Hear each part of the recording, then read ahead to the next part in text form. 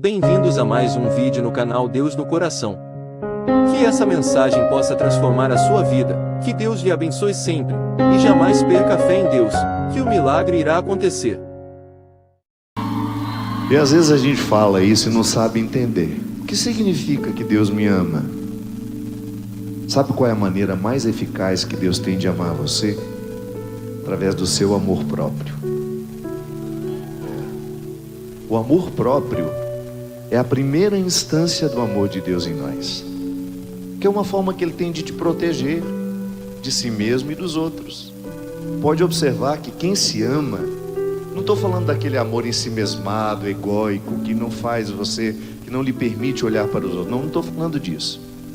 Estou falando daquela roupagem honesta que você tem, da compreensão de quem você é, do valor que você tem, de um valor que não é negociável, é absoluto, se chama dignidade.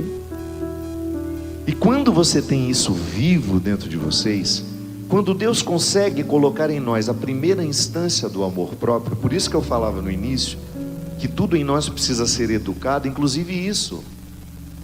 Se a gente cai na mão errada, a gente nunca vai gostar da gente.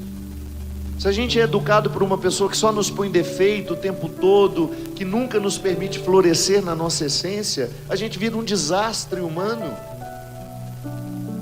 É terrível a gente ser educado por uma pessoa que quer que a gente seja perfeita, por exemplo. Não seremos. Eu preciso me amar com as minhas fragilidades, com as minhas fraquezas, com as minhas qualidades, com as minhas virtudes. Eu sou um pacote. Quando você sabe se amar, o diabo não tem a mínima chance na sua vida. Porque o diabo não pode fazer nada na vida de quem se ama. Pode observar que para o diabo entrar na nossa vida, a primeira coisa que ele ceifa é a autoestima. Por isso que uma pessoa diabólica, não significa que ela seja um legítimo representante do diabo, ela traz algumas coisas dele. Por isso que uma pessoa diabólica é tão perigosa na nossa vida, que ela vai minar o quê? A nossa autoestima. Uma pessoa quando se vicia, o vício é uma forma que você tem de perder a autoridade sobre você. Aquela substância, ou até mesmo aquela pessoa. Outro dia eu estava conversando com uma grande amiga, Ana Beatriz Barbosa, que é uma psiquiatra, autora. Ela falou: padre, a maior dificuldade que eu tenho aqui no consultório são pessoas viciadas em outras. Sabe aquele relacionamento que você já cansou de saber que te faz mal, que não tem respeito por você? Outra já dá uma olhadinha. Isso mesmo, olha para ela, fala. Isso mesmo, olha bem na cara para ver se cria vergonha hoje. E manda logo esse, como é que fala lá no Twitter, o povo usa Zoom, esse embuste embora. É assim que o diabo ganha chance na nossa vida. Às vezes uma pessoa diabólica, ela vai minando a sua autoestima, vai te viciando nela, vai te viciando em toxinas,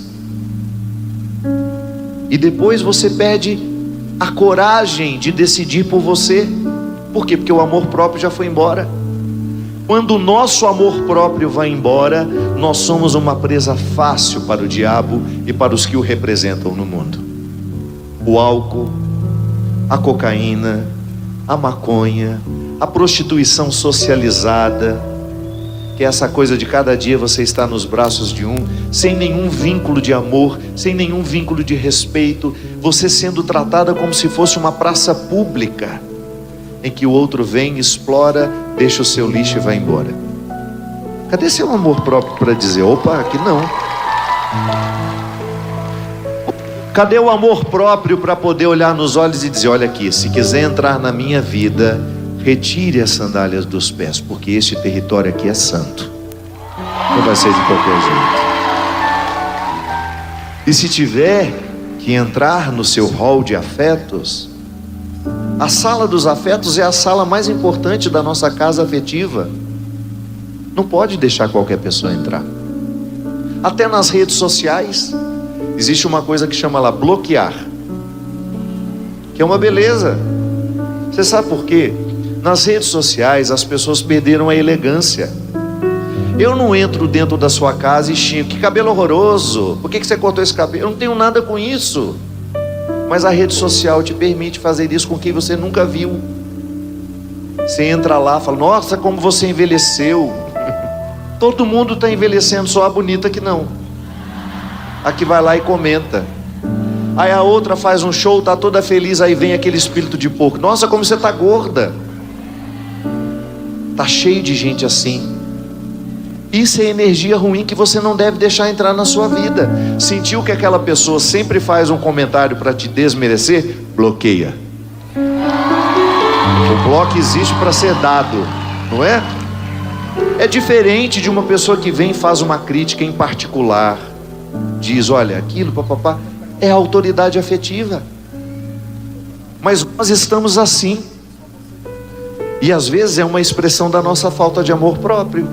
Porque dependendo do amor próprio, o outro não vai fazer isso com a gente. Ao primeiro sinal de agressão física e verbal, você vai dizer: opa, aqui não. E vai pedir ajuda. E às vezes, para sair de alguns relacionamentos doentios, você precisa de muita ajuda. Toda vez, minha gente, quando eu atendo uma confissão e a gente absolve ali os pecados, naquela fórmula sagrada que a igreja nos dá, né, padre? Estou vendo o padre ali, os padres. Quando a gente absolve alguém dos pecados, por trás daquelas palavras que nós estamos dizendo, existe um outro conselho que a gente dá: volte a se amar, volte a ter respeito por você, porque no dia que você voltar a se amar e ter respeito por você, você vai pecar muito menos do que pecava antes. A couraça que São Paulo fala, o capacete da vitória, a couraça da proteção, é amor próprio, não tem outro nome. E Deus nos ama assim, que Deus é seu íntimo. Deus não é uma pessoa que você busca de fora. Deus é uma pessoa que você busca dentro de você. Quanto mais respeito você tiver por você, mais respeito você tem pelo Deus que te habita. A gente tem um desprezo tão natural por nós, é uma coisa impressionante. Às vezes as pessoas nos fizeram ter desprezo por nós. Às vezes as pessoas são tão cruéis com a gente que elas fazem um esforço danado para a gente chegar à conclusão de que a gente não tem um lugar no mundo, de que o mundo não é para nós, que o mundo é para os bonitinhos que ficam parecendo santinhos por aí. Jesus tinha um pouco de dificuldade com essas pessoas. Jesus preferia os piores. Por isso que eu estou aqui. Eu sou um pior em recuperação. E vivo para lembrar os que estão esquecidos que não tem nada que você tenha feito na sua vida que lhe retire do direito de dizer que Deus troca reinos por você. Não tem nada. Ixi, eu já escutei muito pecado. Nenhum foi novidade. Não tem nada que a gente não tenha feito também. Portanto, não tenha desprezo por você. Quando você se autodespreza, você vira presa fácil para o diabo. O diabo adora quem não se gosta. O diabo fala: nada de braçada na vida de quem não tem respeito nem amor por si. É por você. E a gente gostaria de dizer a você que você é um território sagrado, que você é um território santo, que os seus pecados não anulam isso. Então por isso que é difícil a gente dizer. A gente está tão acostumado a se da pior forma, a gente está tão acostumado a se autodesprezar, que quando a gente precisa lembrar que a gente é um território especial aos olhos de Deus, dá trabalho. Eu sempre digo isso. É muito fácil a gente dizer que a gente acredita em Deus. Difícil é a gente dizer que a gente acredita que Deus acredita na gente. E Ele acredita. Ele acredita em você. A melhor coisa que tem é a gente esquecer o que o outro nos fez de mal. Significa que você já metabolizou e já mandou embora. Também é prova de amor próprio não guardar mágoa. Quem gosta de guardar rancor precisa pensar se está tendo respeito por si. Já que rancor é um lixo emocional, faz sentido uma pessoa que se ama guardar lixo emocional dentro de si? Não. Eu liberto o meu coração para ele amar cada vez mais. Se tiver que perdoar ali, perdoa. Mas mágoas não ficam por aqui não. Quando uma pessoa nos machuca, nos ofende, nos trai, a gente tem duas possibilidades. A primeira, a gente se vinga para ser feliz alguns dias. A segunda, a gente perdoa para ser feliz o resto da vida em relação àquilo. Por isso hoje, se tiver lá alguma coisa a pedir perdão, não espere amanhã. Nós nunca sabemos quanto tempo temos. Porque quando a gente chega ao mundo, tudo em nós precisa ser educado. Você não nasceu sabendo ser solidária, você não nasceu sabendo amar, você não nasceu sabendo dividir. Foi aos poucos. Quando alguém observava você com amor e percebia que existia aí uma personalidade que precisava ser lapidada. A própria condição com que a gente chega ao mundo.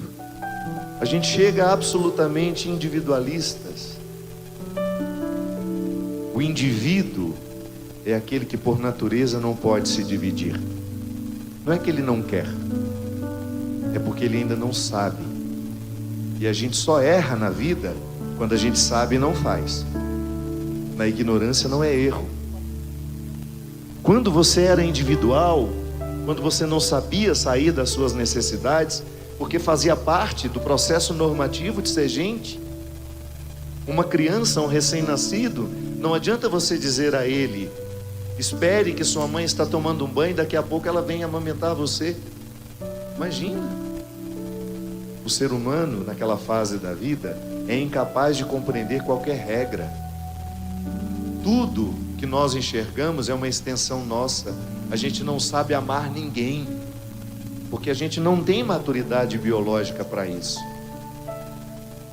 Mas à medida em que você foi crescendo, a sua mãe olhava para você e disse: opa, esse brinquedinho aí, você vai dividir com seu irmãozinho. Não é só seu. E você queria aquilo tudo só para você. E de repente ela foi educando a sua personalidade. E ela foi ensinando que tudo aquilo que a gente tem só tem valor quando a gente aprende a dividir. Aí num primeiro momento, a primeira lição, o primeiro processo educativo foi dividir o que você tinha. Você aprendeu a dividir o que você tinha. Tanto é que hoje, claro, alguns mais egoístas que outros, depende muito da maneira como fomos educados, mas se a gente foi bem educado, a gente tem uma facilidade enorme em repartir o que a gente tem. Mas aí depois vem uma lição ainda mais nobre e mais difícil, que é fácil a gente dividir o que a gente tem. É mais fácil. Mas aí um dia você entendeu que a vida fica mais bonita quando você divide o que você tem, mas sobretudo quem você é.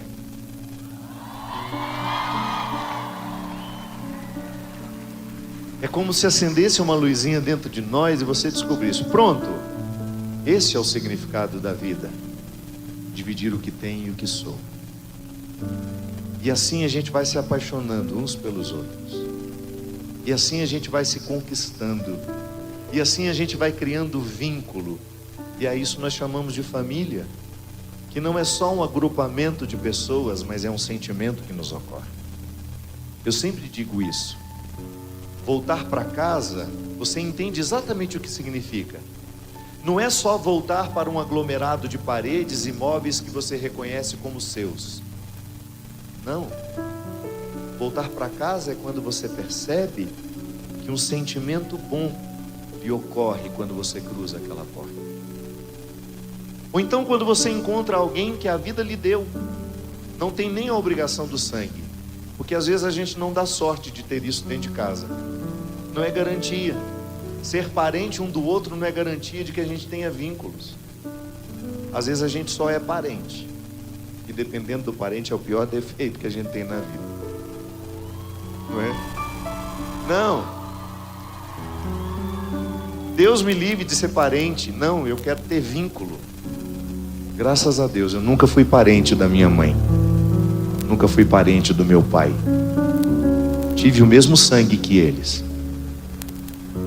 Mas não era o sangue que nos identificava. O que nos identificava era quando nós estávamos um diante do outro e a gente tinha satisfação de ser quem a gente era e dividir quem a gente era naquele momento. Esta é a maior riqueza que você vai ter na vida. Não é o curso que você fez, não é o dinheiro que você ganhou, não é o sucesso que você fez. O que vai fazer você, ao final de tudo, olhar para aquilo que você viveu e ficar em paz, escreva, é o quanto você amou e foi amado.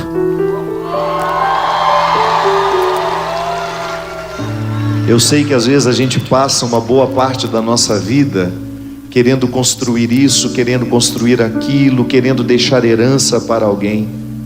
A maior herança que você pode deixar para um filho é você ensiná-lo a se amar, a ter respeito por si. Porque somente depois que a gente se ama e tem respeito por nós, é que a gente é capaz de oferecer a mesma coisa aos outros.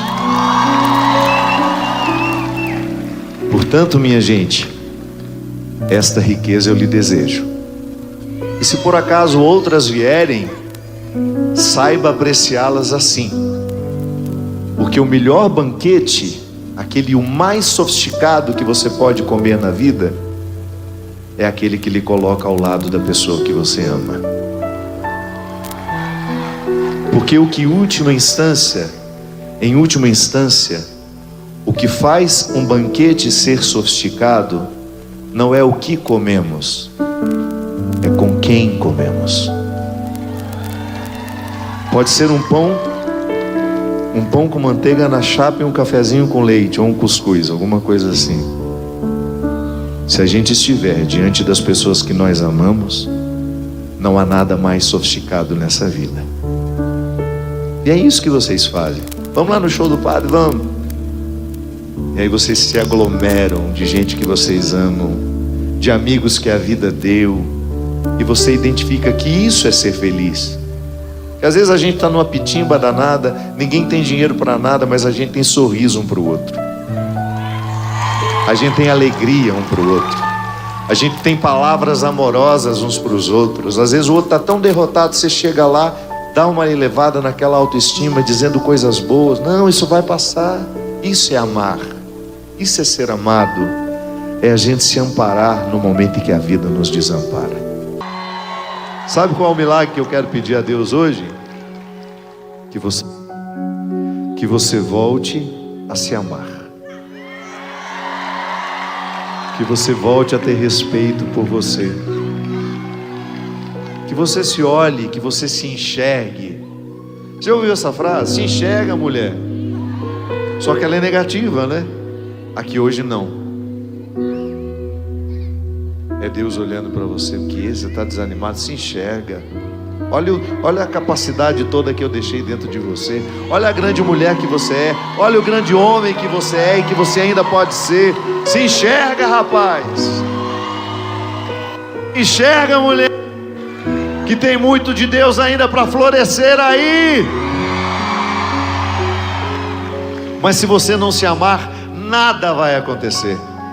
Porque Deus floresce os seus dons em nós quando a gente se ama, quando a gente tem respeito por nós e você oferece essa mesma coisa aos outros. Quanto mais você se ama, mais você será capaz de amar os que passarem pela sua vida. Que quando eu não me amo, eu fico esperando que o outro me traga o amor que eu preciso para viver. Não é assim que funciona. Eu não posso esperar que você me dê aquilo que só eu posso me oferecer. Então eu me amo, eu me cuido, eu me respeito e faço tudo isso para poder amar melhor os que passarem pela minha vida. Então é este milagre, que a gente se enxergue, que a gente se veja como Deus nos vê, que você saia do pessimismo, que você restaure a sua autoestima, que você entenda que você é uma peça importantíssima nas mãos de Deus e Ele não desistiu de você. Faz um milagre em mim.